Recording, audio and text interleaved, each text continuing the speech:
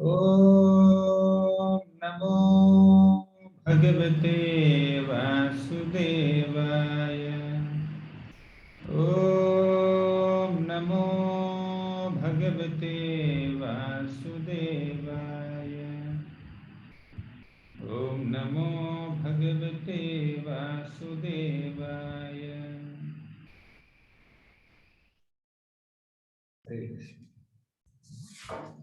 So, in our previous session, we have discussed Sudama's pastime up to some degree.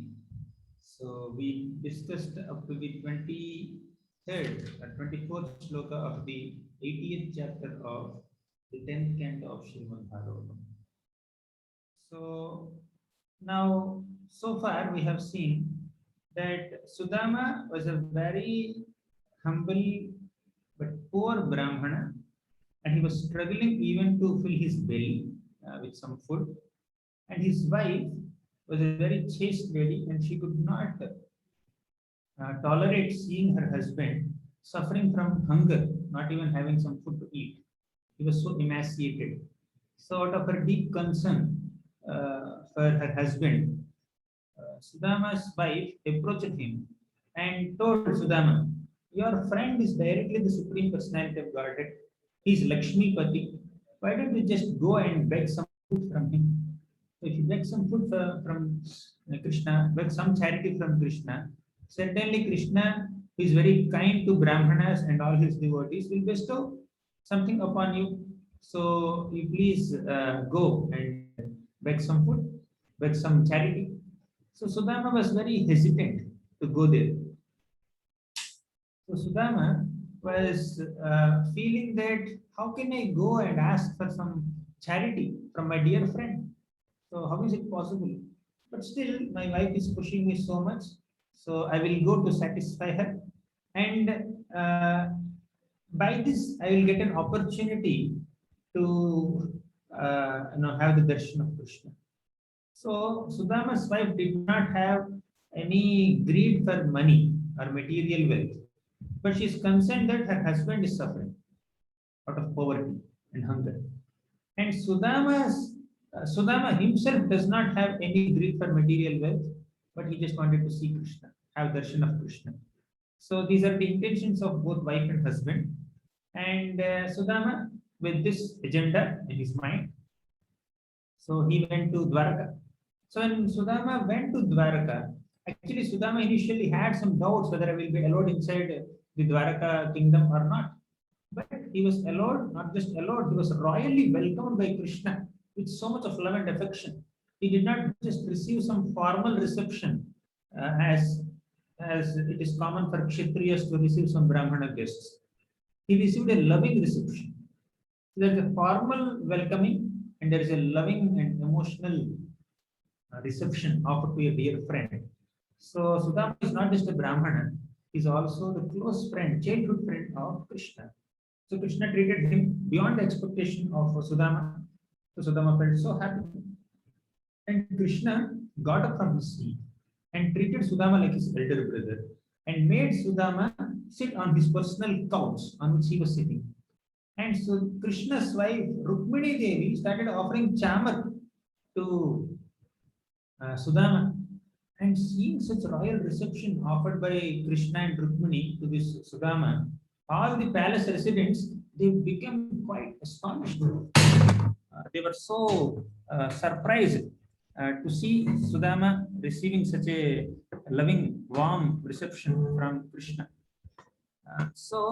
Seeing this, all the palace residents became very happy, astonished, and at the same time, Sudama was feeling so humiliated. He was very uncomfortable. He felt, my God, what is Krishna doing? He is just offering arghya, padya, achamaniya, and chamar, yajan, all kinds of arati paraphernalia he was offering me along with his wife. So Sudama felt quite uncomfortable. So a great devotee, although he receives a befitting royal reception from somebody, he doesn't feel that he deserves it because he never expects it. So when there is no feeling that I deserve it, then is naturally there is no expectation. Okay. Sudama neither had expectation nor a demand from Krishna. But Krishna, out of his love, he offered everything to Krishna, everything to Sudama. So now we'll move ahead in the pastime. So 25th shloka. Kimanena kritam punyam avadhutena bhikshuna श्रियाहीनेन लोकेस्मिन् गर्हितेन धमेन च योऽसौ त्रिलोकगुरुणा श्रीनिवासेन संभृतः पर्यङ्कस्थां श्रियां हित्वा परिष्वक्तोऽग्रजो यथा. So in these two shlokas we see that kimanena kritam punyam, all these palace residents were thinking what great punya or pious activities did Sudama do to get such a royal reception from Krishna. So this does not mean that doing some pious activities will be a qualification to receive some reception and love and affection for Krishna. It's a very conventional way of saying it, right? It's a convention. So what great tapasya did I do? What great punya did I do? So any amount of material piety cannot actually give one an opportunity to receive such a special reciprocation from Krishna. So what Sudama received is not a result of some material piety or some material austerity. It is a result of his love for Krishna. So what is the result of love and what is the result of piety is different. So piety, results of piety and impiety are on a material platform. Results of love are on a spiritual platform. So Sudama had pure love for Krishna. And Krishna is not acting according to Varnashrama Dharma, that Kshatriya has to respect Brahmana. So Krishna is not acting according to certain formal etiquettes or culture or something else, but he is reciprocating with the pure love and affection of Sudama Brahmana. Okay. So now we see that all the palace residents were astonished. They said that what great punya did this Brahmana do to get such a yosau triloka guruna srinivasena sampritaha. The triloka guru, the spiritual master, the teacher of all the three worlds, how could he treat this Brahmana, poor Brahmana like this? Okay. So now, then Sudama sat there very, very uncomfortably and very humbly. And Krishna took Sudama's hands in his own hands and started speaking. Right? He was speaking to Sudama Brahmana, Shri Bhagavan Vach. So first, Krishna asked Sudama about his present situation. My dear Sudama, we met in Gurukul in our childhood. After passing out of Gurukul, I hope you have married someone. Because Sudama's current situation doesn't show that he's a sannyasi, right? So after passing out of brahmachari phase of one's life, one can either become a grihastha or become a sannyasi directly. One can enter a renounced order or one can marry and then settle in a household. So Sudama's dress doesn't reflect that he's a sannyasi. Yes, he is poor. He is like a beggar, but he is not a sannyasi, that is clear. If you are not a sannyasi, definitely you are a grihastha, because one cannot live without an ashram, right? So if Sudama was not a sannyasi and not a grihastha, he would be without an ashram, but it's not possible. So Krishna said he must have married. I am sure he must have married a respectable woman coming from a Brahmana family. I'm sure about it. Then he said, but my dear Sudama, although you are playing the part of a householder, I am 100% sure that you are not living like a materialistic householder. Okay. So generally, materialistic householders, they don't keep Krishna in center. They don't keep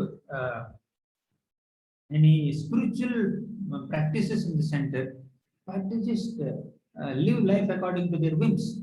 But Sudama or many devotees of the Supreme Lord are not of that category, right? We are not a materialistic householder. He says in the 29th sloka. Krishna was also playing the part of a grihastha. Prayo griheshu te chittam akama vihitam tatha naivati priyase vidvan dhaneshu viditam hime. So prayo griheshu te chittam. So generally griheshu, people who are living in household life, their chittam is absorbed in so many different things, material enjoyment. But akama vihitam tatha. So but devotees who are devoid of material desires are never distracted by any amount of sense enjoyment in even while living in household life. That's the speciality of Grihastha Vaishnavas. So dhaneshu viditam bhime naivati priyase vidvan. I'm sure that you don't hold money as so dear to you. Now you see, it is very clear that he's playing the role of a grihastha. Secondly, it is also clear that he is so emancipated, he is so poor. Means he is a grihastha Vaishnava without any attachment to material wealth. So that's very clear. So his attire shows he's a grihastha. His attire also shows he has no attachment to material wealth. By saying this, Krishna also indirectly indicated, Sudama, you have no attachment to material wealth. You are so proud of your detachment. You are too attached to your detachment. I will destroy that attachment. Okay, and I will destroy that detachment. Okay, by giving you some money, by giving some wealth, by making you as wealthy as Indra. So in this acts the well-wisher of his devotees. Okay. Anyways, let's move ahead. 30th shloka. He says, Kechit kurvanti karvani kamai ahata chetasah yajantah prakritir daivair yathaham loka sangraham. So Kechit kurvanti karmani kamai ahata chetasah. So devotees, although they are engaged in worldly duties, still they are not affected by sense gratification desires or greed for wealth. Now you see, Krishna is describing the position of Sudama. Now he is first appreciating the situation of Sudama. So your attire and your overall demeanor reflect that you have absolutely no greed for material wealth. So then after appreciating Sudama's current situation and asking some questions about his present life, Sudama Krishna got into past. So when we meet a distant friend after several years, naturally we kind of recollect some sweet memories that we have, that we shared with them. So in a similar manner, Krishna also tries to recollect certain incidents that happened in the past. So Sudama and Krishna, when both of them were staying in Sandipani Muni's Gurukul, so they both had such sweet loving exchanges. So Krishna went into a very sweet remembrance, recall of all those exchanges that they had. So let's see what Krishna says. That, do you remember, my dear Sudama? We both were staying in school. We did a lot of services to our spiritual master, right? So he says, Savai Satkarmanam Sakshat Dvijater Iha Sambhavaha Adyonga Yatha Shraminam Yathaham Jnanado Guru. So there are three kinds of gurus. Guru means spiritual master. There are three kinds of gurus. One is the person who gives birth. Second is the person who initiates us into certain processes or Vedic rituals. And thirdly, one who bestows spiritual knowledge, transcendental knowledge. These are the three kinds of gurus. So now we both were staying in Guru's ashram and rendering service. Okay. Now, my dear Sudama, Krishna talks about importance of spiritual life and human life here. One who has access to Guru, and one who has access to human body, and one who has access to scriptural knowledge. These three things is the most fortunate. And that most fortunate person who has access to scriptures, Guru, and human body becomes most unfortunate if he doesn't utilize these three facilities to go back to God. Okay. That's the theme of the next sloka, 33rd sloka. It says, Nanvarthako vida brahman varna ashramavatam iha yevaya guruna vacha Tyajantyagno bhavarnava. So, people who are very much affected by such gratificatory desires, they don't uh, they don't recognize the glory of this human body. They don't recognize the great opportunity that they have in this human form of life. That is to transcend this material existence and go back to God. So we all have human bodies. We all are fortunate to connect with a Vaishnava Sampradaya. Now we are in Brahma Madhva Gaudiya Guru Shishya Parampara. So, and we also have access to scriptural knowledge. We have access to Srimad Bhagavatam. We have access to Srimad Bhagavad Gita. So, such people are very fortunate. Nriteham Adyam Sulabham Sudurlabham Plavam Sukalpam Guru Karana Dharam. So, human body is compared to a strong boat. Okay. And the Guru is compared to the captain of that boat. And the favorable winds that help the boat cross the ocean, they are compared to the scriptures. Human body is the boat, Guru is the captain of the boat, and the favorable winds are the scriptures. Whoever has access to these three is most fortunate. Okay. So instead of taking shelter of these three and then going back to Godhead, an unfortunate person jumps into the ocean. Okay. And is caught by the whales and sharks of material desires and six senses and six anarthas is most foolish. Right?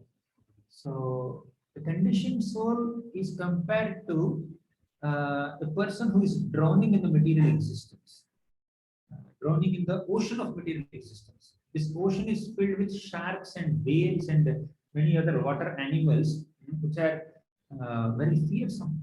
Right? They're compared to the six senses, and the six anarthas, kama, krodha, lobha, moha, mada, matsara. Right? So we need to take shelter of this boat of human body and take assistance and the direction of the Guru and transcend this material world. So Krishna speaks in this context that we both are fortunate enough to get trained under a Guru. So that's the importance that Krishna gives to Guru Tattva, to the process of surrendering to a spiritual master, right? So Krishna himself, when he is playing the role of a human being, when he incarnates in the form of a human being, Krishna says that I must accept the Guru. I will accept some people and I will serve him in various ways according to what he expects from me. So that's the importance that even Krishna gives to Guru. And you see, very important shloka, 34th shloka. Krishna says, Naham ijya prajatibhyam tapasopashamena tushyayam sarva bhutatma guru susrushaya yatha. So tushyayam sarva bhutatma guru susrushaya yatha. Krishna says very clearly, I am not satisfied with anything in this material world as much as I am satisfied with service rendered to Guru. It is me who manifests in the form of a Guru, Adhyatmika Guru, a spiritual master. And when somebody does Guru Susrusha, means service to Guru, I'm very pleased. So our connection to Krishna is through a bona fide Vaishnava Guru. So when that access to Guru is there, one should not misuse or underutilize that opportunity to serve Guru. Because Krishna says, Guru Susrushaya Tushyayam Sarva Bhuta. So I am very pleased. Tushyati means I am very pleased when someone renders service to Guru, when someone does Guru Susrusha. So that's the greatness of Guru Seva. So now we both, means Krishna is saying, Krishna is telling Sudama, you and me had the great opportunity to render service to Sandeep and me. One day, you remember what happened one day? One day, Guru Patni, the wife of our spiritual master, actually Guru need not be a sannyasi. Guru is a person who knows the science of Krishna, who can help a disciple to cross this material existence by initiating him into the process of Bhakti. He need not be a sannyasi. He need not be a renunciant. He can be a grihastha also. He can have a wife also, right? So now he said, Krishna said that, my dear Sudama, my dear friend, do you remember Do you remember that once our Guru's wife, Sandipalmani's wife, asked us to fetch some firewood? So we both went into the forest.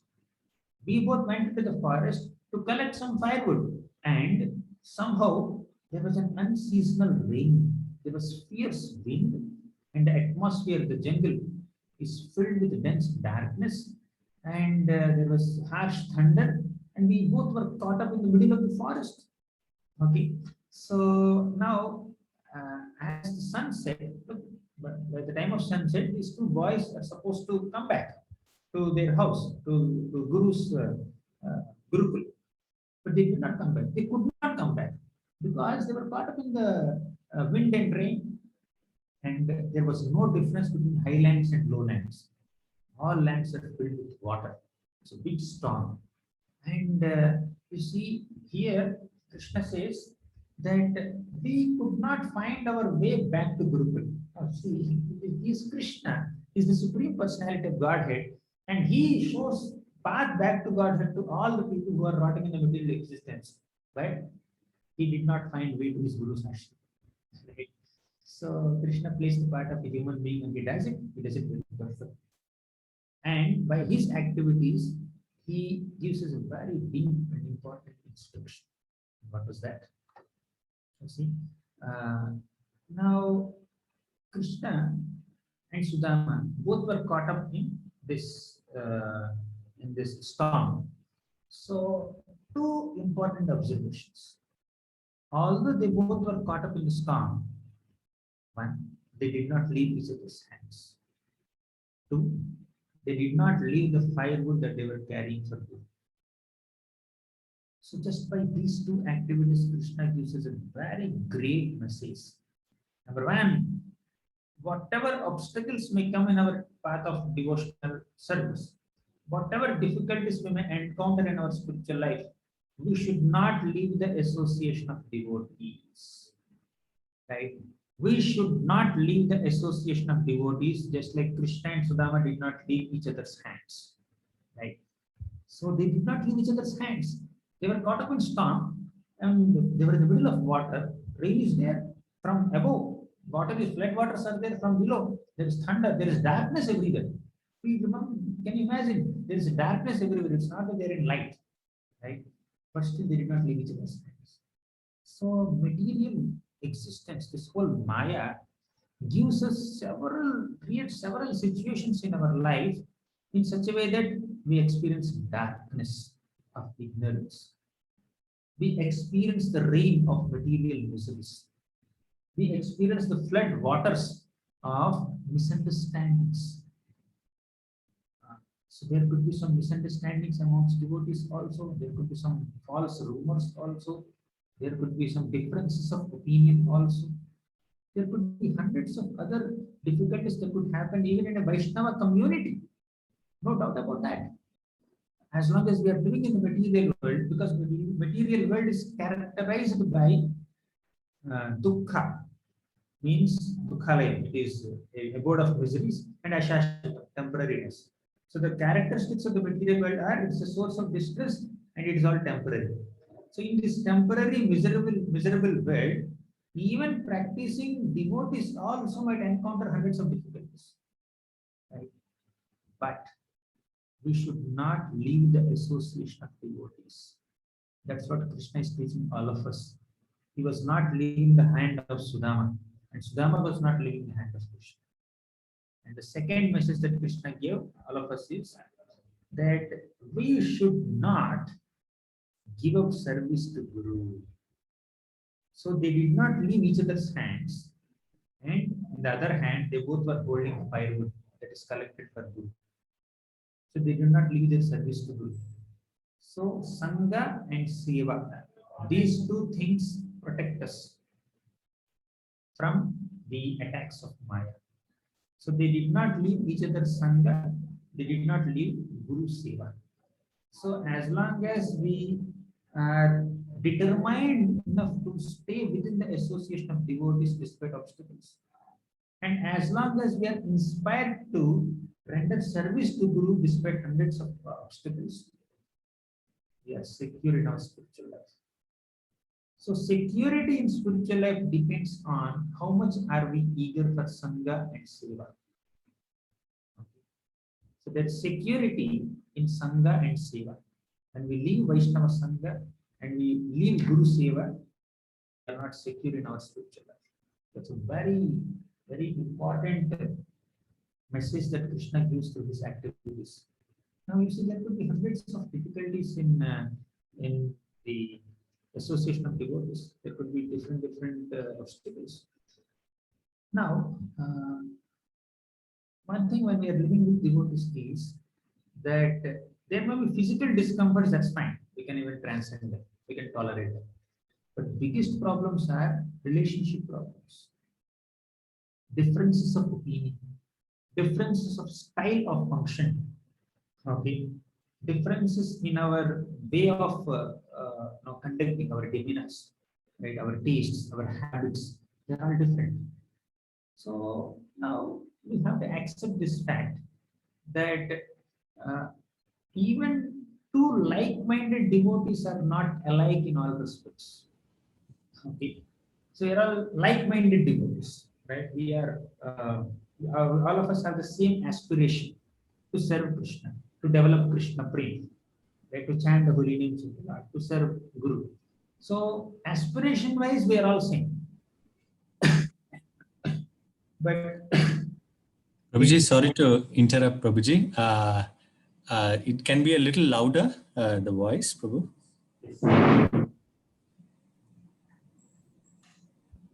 There could be some extra noise.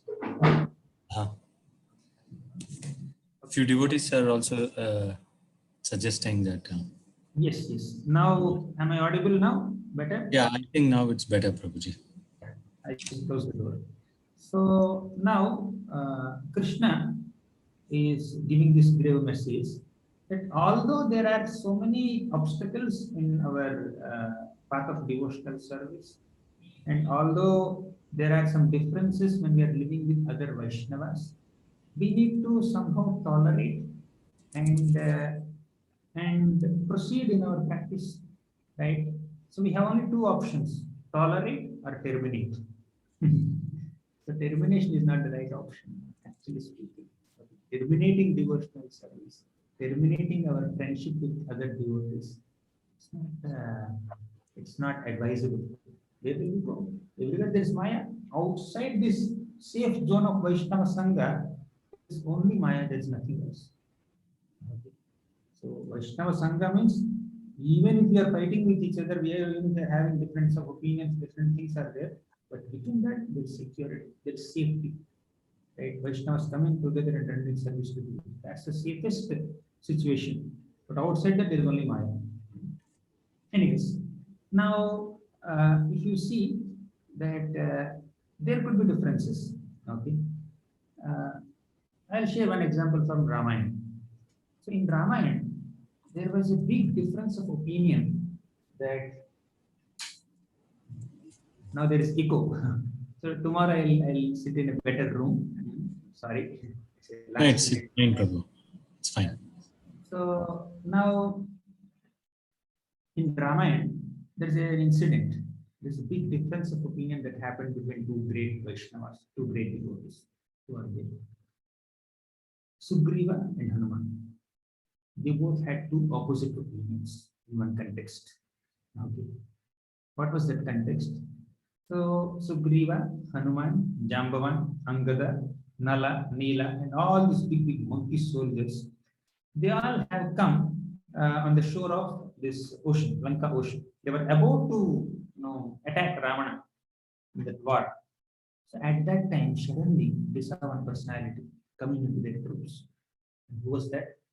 The Rakshasa, named Vibhishan. He's the direct brother of Ravana. And this Vibhishan comes in front of these monkeys and he said that, oh monkeys, I want to become your friend. I want to become a servant of Lord Ramachandra. Please accept me. I'm the brother of Ravana. I left Ravana and I came to seek your shelter. Please accept me. Then Sugriva and Hanumanji and all these monkey soldiers came in front of Ram and had a big meeting. So Ram is asking, okay, fine, I got the news. that Vibhishan has come to surrender to us. He wanted friendship with us. So, what's your opinion, Sugriva? Sugriva said, Ram, Vibhishan is a Rakshasa. He is directly the brother of Ravana. He could be a spy of Ravana who wants to just know our military secrets and then transfer everything to Ravana. So we should not accept him in our group. And I would even suggest that let's kill him. Right? He's our enemy. Let's kill Vibhishan. So that's what Sugriva says. With all his intelligence, he thought that not accepting Vibhishan in their group best renders service to Lord Ram. And you see, on the other hand, Hanumanji said, Ram asked Hanuman, Hanuman, what do you think? Hanumanji said, my dear Ram, I see that this Vibhishana seems to be a very gentlemanly person. He's quite genuine. So, face is the index of mind. So, I can see from his demeanor that he definitely has no malicious intentions. He seems to be a very genuine and pure-hearted person. And not only now, I even saw him when I came to Lanka. When I went to Lanka to find Sita Devi, at the time only I have seen Vibhishan. He's a very perfect gentlemanly person. So I don't think he will cause any harm. Let's accept him in our group. Let's make friendship with him. So Sugriva says, don't accept Vibhishan. Hanuman says, accept Vibhishan. Two opposite opinions. Exactly opposite opinions. Both are devotees. And Lord Ram finally gave his opinion, because these both devotees are just like giving opposite opinions, and finally they asked Ram only, Ram, what do you think? Ram said, my dear Sugriva, my dear Hanuman, my dear monkeys, what to speak of Vibhishan? Even if Ravana personally comes in our group, I will accept him. I will give him shelter. As soon as Sugriva heard this statement from Lord Ramachandra, Sugriva changed his view. Sugriva said, oh, my dear Lord, this is what pleases you. I am very happy to accept Vibhishan as my friend. Sugriva is the king. Definitely his approval is needed to take Vibhishan into the troop. But Sugriva was not agreeable. But as soon as Lord Ramachandra gave this opinion of his, he immediately accepted. Right? So I have no enmity, personal enmity with Vibhishan. But I thought Sugriva, with all his intelligence, he felt that if Sugriva, if Vibhishan is not accepted in Lord Ram's troop, that would render best service to Lord Ram. And Hanumanji, with all his intelligence, he felt that accepting Vibhishan will be beneficial to Lord Ramachandra. So you see, the intentions of Sugriva and Hanuman both are exactly same: to render service to Ram, to render the best quality of service to Lord Ram. So intention is exactly same, opinion is exactly opposite. Sometimes two devotees may have opposite opinions, although they are having similar intentions to serve Krishna. Okay. So now you see, after this incident, now Vibhishan and Sugriva both are mature devotees, very exalted devotees. So they did not fight with each other. Earlier they had different opinions, but as soon as Lord Ram gave his verdict, Sugriva did not have any inferiority complex. Oh, Ram does not listen to me. Ram likes Hanumanji more than me. Okay. So then even he also did not have, Hanumanji also did not have any superiority complex. Oh, Ram has accepted my opinion. He did not accept Sugriva's opinion. So now you see, Sugriva did not have any inferiority complex. Hanumanji did not have any superiority complex. Sugriva did not have any envy. Hanuman did not have any pride. Okay. So they both are friends as usual. And Hanumanji continued to play the role of a servant, and Sugriva continued to play the role of a king in Ram's service. So their external designations did not change. Their relationship did not get affected. Right?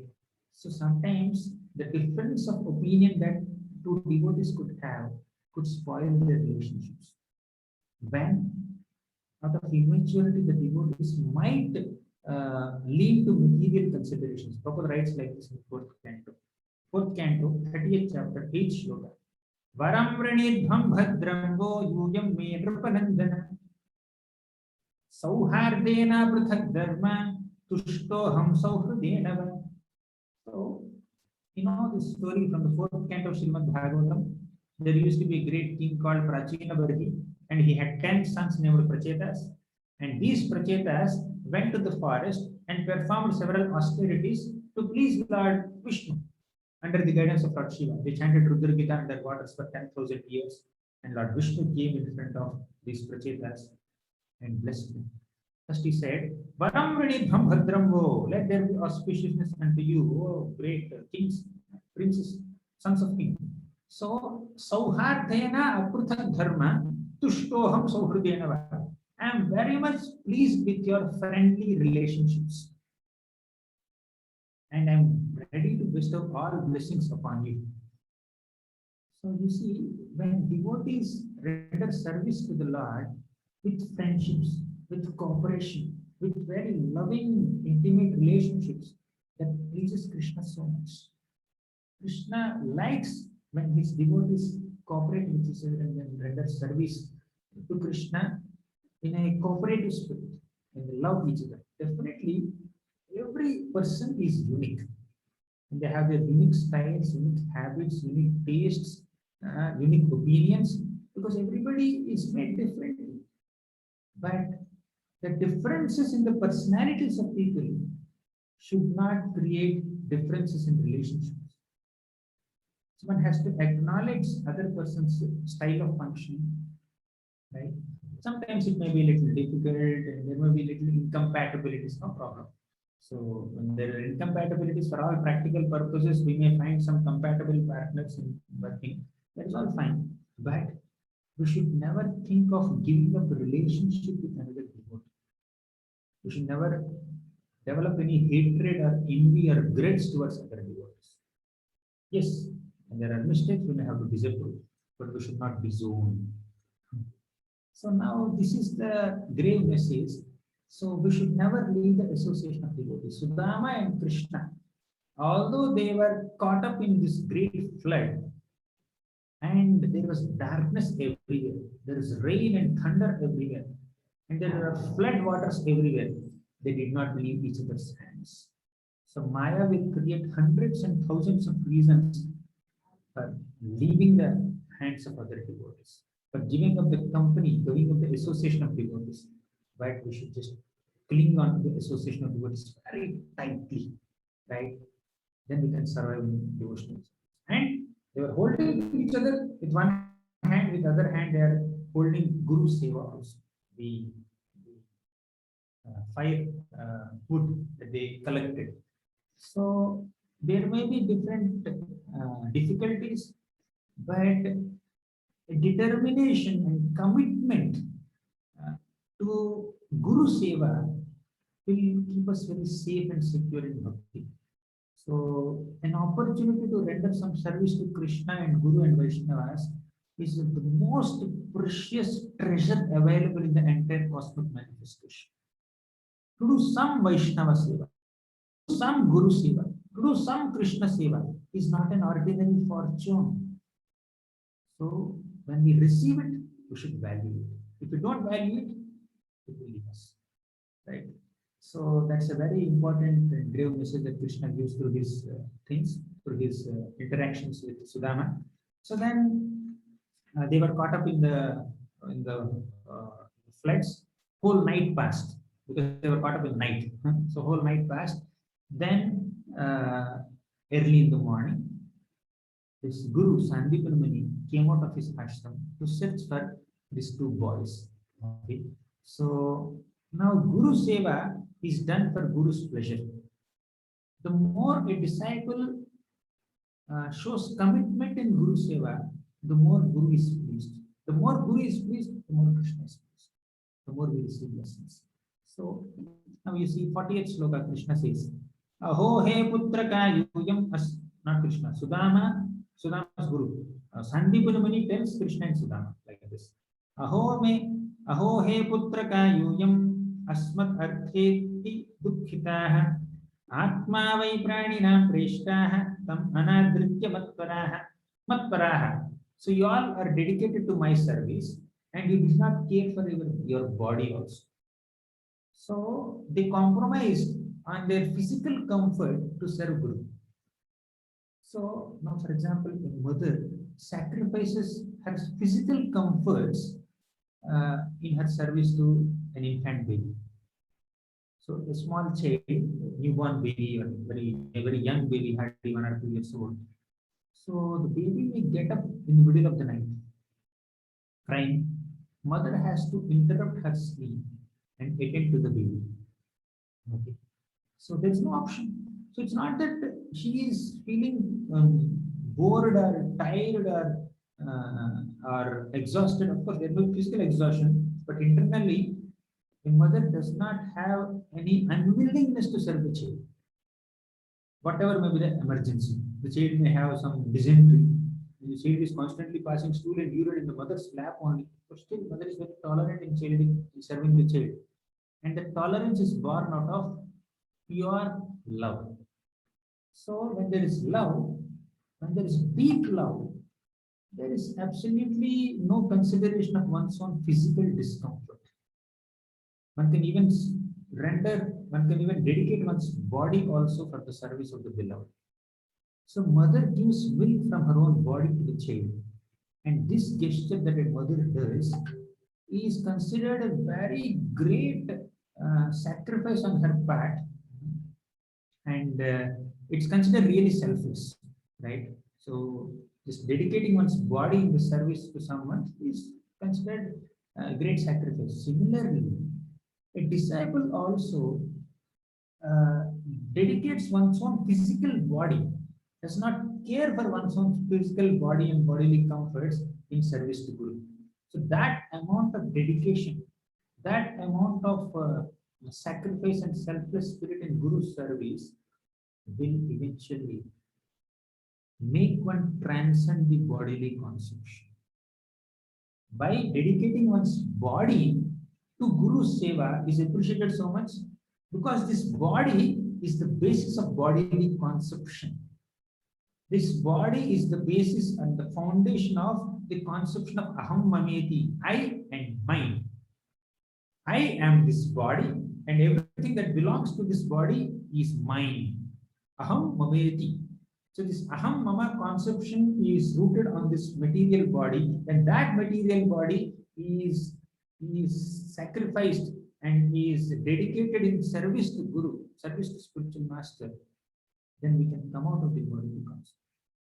Of course, one has to maintain one's health, one has to sleep properly, one has to eat properly, and maintain the body properly for Guru Seva and Krishna Seva. But when there is a need, when there is an emergency, when someone dedicates one's body in Krishna's service without any reservation, in Guru's service without any reservation, we really receive a special blessing. Right? That's a most effective way of coming closer to Krishna also. That is very much seen. Now, Sandeepana Muni is appreciating these two boys, Krishna and Sudama. Okay. Then he says that you disregarded your own comfort, physical comfort, and this is the duty of a true disciple. A true disciple tries to repay the debt of Guru by offering him with pure hearts their wealth and even their very lives. So Sandeepana Muni is appreciating the dedication shown by Krishna and Sudama. Now, one should not misunderstand that, oh, Sandeepana Muni just found these two boys, and whole night these boys, yesterday whole day, and now the whole night, these boys have underwent a lot of troubles. And now Sandeepana Muni is coming and conveniently saying that, oh, this is how a disciple should serve Guru. This does not mean that Guru has an intention to exploit the disciple and extract some work from the disciple. That's not the intention of the Guru. Guru genuinely desires that let my disciple come out of bodily consumption. Let my disciple show dedication in service to Krishna. And that is ultimately, eternally, spiritually beneficial to my disciple. So Guru is the foremost well-wisher of a disciple.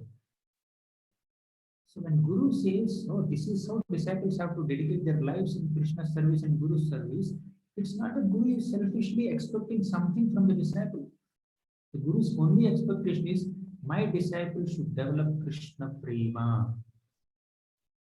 And by showing this dedication in spiritual services, spiritual activities, he will develop Krishna Prema. That's the only intention of a bona fide Vaishnava Guru. Right? So, and all others are details. So then he says, 42nd shloka, very important, very deep shloka. Tushtoham bho dvijasreshtah satyah santu manorathah chandamsi ayatayamani bhavataiha paratracha. So he says, my dear disciples, Krishna and Sudama, I am very satisfied. I am completely satisfied at heart by your great service, O Sudama and Krishna. You have showed such Brahmanical qualities, Dvijasreshtha, right? You are like best of all Brahmanas, okay? Twice born people. So Dvija word can apply to Kshatriyas also. So Satyaha Santu Manorathaha, I bless you that all your desires are fulfilled. Second blessing is, you will never lose the meaning of all the mantras you have learned. Okay, what does this mean? It's a very deep question. It says, you will never lose the meaning of the Vedic mantras that you have learned. Means, we may remember the Vedic mantras. We may remember the shlokas of Gita, Bhagavatam, Brahma Samhita, and many other scriptures.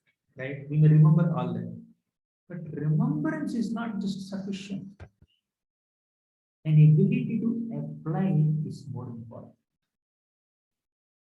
So recollection, memory, and recall are just very small byproducts of scriptural study. Transformation of heart and developing genuine service attitude are the main products of scriptural study. If you think scholarship is the end product of scriptural study, we are mistaken. Scholarship is an insignificant byproduct of scriptural study. The end product of scriptural study is not scholarship. It is genuine service attitude, genuine love for Krishna, genuine Vaishnava qualities of humility, tolerance, gratitude, satisfaction, forgiveness. So these are the products of one's genuine study of scriptures. Right? One needs to develop the character. One is to develop the Vaishnava qualities exhibited by all the scriptural characters. Several personalities are mentioned in our scriptures. Now Sudama is mentioned. Earlier Kunti Maharani, Pandavas, Draupadi, Ambarish Maharaj, Chitraketu Maharaj, Parikshit Maharaj, Bharat Maharaj, Narada Muni, Shiva, Brahma. Like that, so many personalities, pastimes are there in Bhagavatam. By studying Bhagavatam, we need to imbibe their good characters. So scholarship, fine, it may come as a byproduct. We should not get excited about it. So now scholarship is not the end product, it's only byproduct. The end product is genuine service attitude, genuine love for Krishna, and genuine Vaishnava qualities as exemplified by all these personalities whose stories are mentioned in Srimad Bhagavatam. Okay. So now when Sandipani Muni blessed Krishna and Sudama that, my dear children, you will never lose the meaning of the mantras that you have learned. That means you will never lose taste for the scriptures that you have studied, and you will never fail to apply the scriptural principles. Sometimes when we are newly reading the scriptures, we may get excited. Oh, what is there? So you get excited and you may want to learn, you may want to memorize. It's fine, it's wonderful. And after 5 years again, you see the same book. I already studied it. So one may not retain that enthusiasm levels that one exhibited in the beginning of scriptural study. After a few years, one will lose taste for Gita, Bhagavatam, Chaitanya Charitamrita, and our scriptures. And that happens when we are not consistent in our practice. But when our consciousness is proper, when we receive blessings from Guru, like Sandipur, then we will continue with our taste in scriptures. Right? So the initial taste that we had in studying scriptures will continue forever, will continue throughout life and life after life. And secondly, it's not just studying, remembering, reproducing, speaking. It's not just that, it's applying. So Sandipurna's blessing that, my dear children, may you never lose the meaning of the scriptures. So what does that mean? It just means that you will never fail to apply the principles of scriptures that you have learned. So there is no failure in application. Okay. So success in memory, one may celebrate it. But failure in application, one has to regret it. So we are not just looking forward to be successful in memorizing the scriptures. We are looking forward to success in applying the scriptures. Yes, for application, you may have to remember first. That's important. For example, a 8th standard student, 8th grade student studies all the mathematics formulas. Okay, there are so many formulae, right? So a plus b whole square equal to a square plus b square plus 2ab, one formula. Like that, there are hundreds of formulas. I forgot all that somehow because I never applied them after the last 1.5 decades. Okay, so the student may study all these formulas and he remembers, he recollects. But in the final exam, and he sees the question paper, he may not remember this formula I have to apply here. He doesn't remember. What's the point? He must have memorized so many formulas, but he could not apply any of them in the thing to pass the exam, to get distinction in the exam. So similarly, we must study scriptures, right? But we should also pray and endeavor and desire. First desire, then endeavor, then prayer. All three things are important. We should desire, we should endeavor, and we should pray to apply them effectively in the right situations of our life. Every single day gives us several opportunities to demonstrate some Vaishnava qualities or to develop or inculcate Vaishnava qualities. So in this context, I'm supposed to express gratitude. In this context, I'm supposed to exhibit tolerance. In this context, I'm supposed to be humble. In this context, I'm supposed to be satisfied. And this is the time for me to show some compassion. So this compassion, tolerance, humility, gratitude. So these are all great Vaishnava qualities. We study all of them in our scriptures. So we need to try to apply them in the right contexts also, in the right way. Maturity is not memorizing scriptural statements. Maturity is in trying to effectively apply those statements in the right situations in life. So our scriptures encourage us to do this. So when we will be able to effectively do it when we receive blessings from Guru.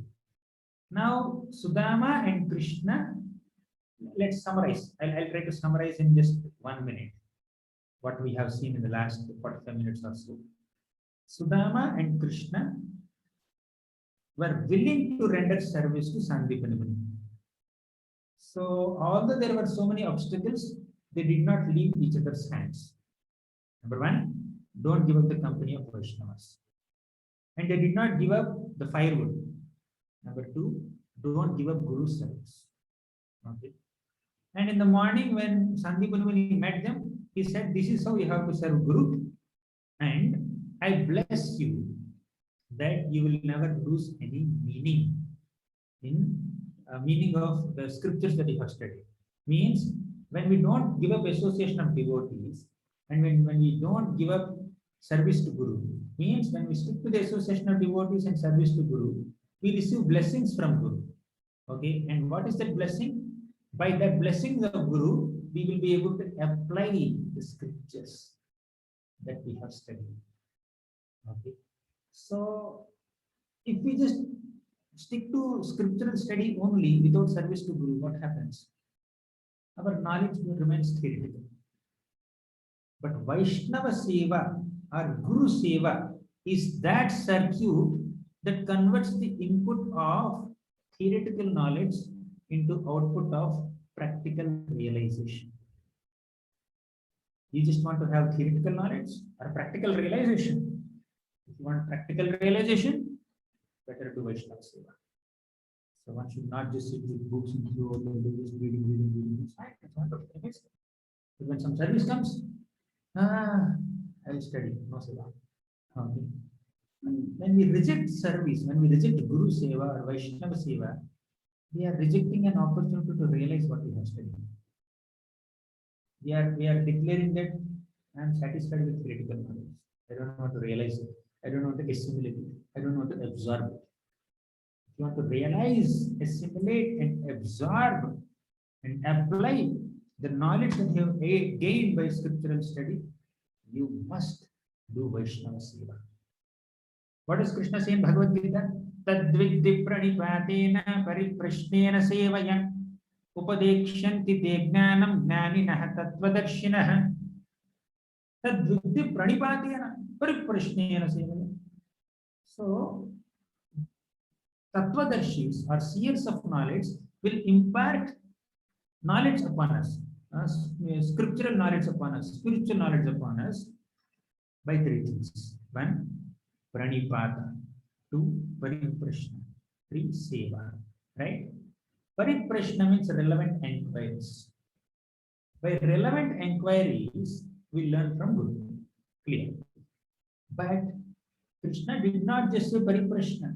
Before pariprashna, Krishna said pranipata. And after pariprashna, Krishna said seva. Right? Pranipatena pariprashnena sevaya. So you may place relevant enquiries to acquire knowledge, but before that is pranipata, submissiveness. After that is seva, service. So without service and submissiveness to Guru, our knowledge remains theoretical and we will not be able to realize that knowledge. Right? So the blessing that Sandeepan Muni has given to Krishna and Sudama gives us a very great message, grave message, that we must be dedicated in our service to Vaishnavas and Guru especially, and we should be eager to be in the association of devotees. Several devotees, pure devotees, even when they did tapasya for a long time, and even if when they had the darshan of the Supreme Lord directly face to face, still these devotees prayed for association of devotees. So the Lord is saying, okay, I am in front of you, you ask whatever you want. They said, please give us an opportunity to associate with your devotees. That's what they want. Okay. So Vaishnava Sangha is the most precious treasure in Vaishnava circles. So Tulayamala Venapi Nasvargam na Punarbhavam Bhagavat Sangi Sangasya Matyanam Timutasishaha. Take a Tula. Tula, you understand? Balance. On one side, you put Vaishnava Sangha. Tulayama Lavenapi. You take Lavamatra Sadhu Sangha, just one moment of association of devotees, and put on one side of Tula. On the other side, what we can put? Swargam Apunarbhavam. Swargam means Swargam means heaven. Apunarbhavam means liberation. So heaven is the result of karma path. Liberation is the goal of Jnana path. You keep the ultimate results of karma path and Jnana path on one side, and you put one small element of Bhakti path on this side, association of devotees, which will weigh more. Bhakti. Bhakti is greater. Bhakti is more valuable than this karma and Jnana. Our association of devotees is more valuable than heaven and liberation. This is what we learn from Srimad Bhagavatam repeatedly. So one should never give up the association of devotees. That's a very grave message. And yeah, then he also says, my dear children, you will get all success. You will get shanti. So I bless you. Sudama and Krishna nicely served Sandeepan Muni and received all blessings from Sandeepan Muni. I completed 80th chapter today. So 81st chapter is there. The rest of the Sudama pastime where Krishna eats poha and then blesses Sudama, and Sudama's reflections and contemplation after receiving such grace of Krishna. That's another very exciting and insightful aspect of this pastime that we will do tomorrow. So with these words, I will conclude today's discussion. Thank you very much. Srimad Bhagavatam ki jai. Shri Prabhupada.